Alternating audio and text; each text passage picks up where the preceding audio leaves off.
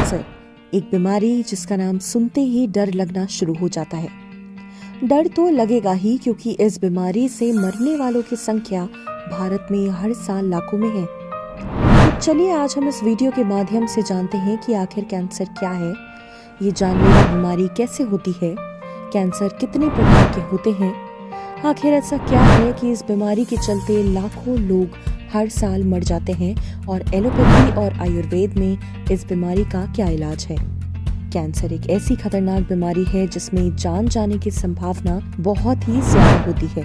इस खतरनाक बीमारी में शरीर के किसी भी हिस्से की कोशिकाएं अनियंत्रित रूप से विभाजित होने लगती हैं। कैंसर शरीर के एक हिस्से से दूसरे हिस्सों में भी फैल सकता है।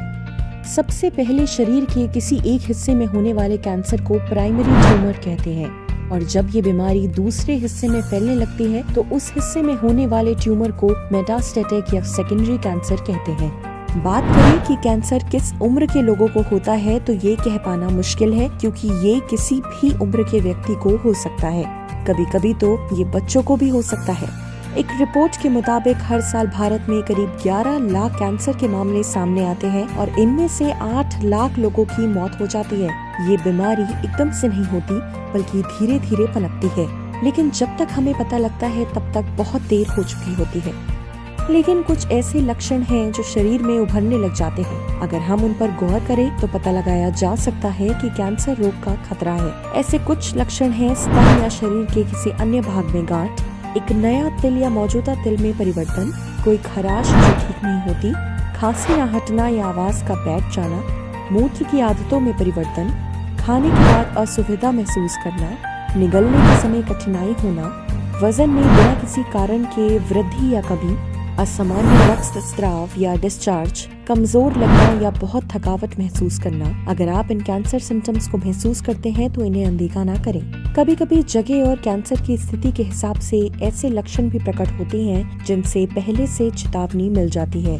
इसीलिए कुछ कैंसर दूसरों के मुकाबले ज्यादा आसानी से जल्दी पहचान लिए जाते हैं। कौन सा अंग प्रभावित है इसके हिसाब से विशेष लक्षण और संकेत होते हैं। उदाहरण के लिए गले के कैंसर से आवाज भारी हो जाती है और ग्रास नली के कैंसर से निगलने में दिक्कत होती है। कैंसर कोशिकाओं के भीतर डीएनए में परिवर्तन यानी म्यूटेशन के कारण होता है। सेल के अंदर मौजूद डीएनए को बड़ी संख्या में अलग अलग जीन में पैक किया जाता है, जिनमें से प्रत्येक में निर्देशों का एक सेट होता है जो सेल को ये बताता है कि क्या कार्य करना है, साथ ही साथ कैसे विकसित और विभाजित करना है। निर्देशों में कुछ गलतियां सेल को उसके सामान्य कार्य को रोकने का कारण बन सकती हैं और कोशिका को कैंसर बनने की अनुमति दे सकती हैं। आजकल के मौजूदा दौर में कैंसर की बीमारी एक खतरनाक बीमारी बन चुकी है। कुछ कारणों में से इसका एक खतरनाक कारण ये भी है कि इसके जिम्मेदार कारणों का पता न चलना। दूसरा सबसे बड़ा कारण ये है कि इस बीमारी का इलाज बहुत ही महंगा है।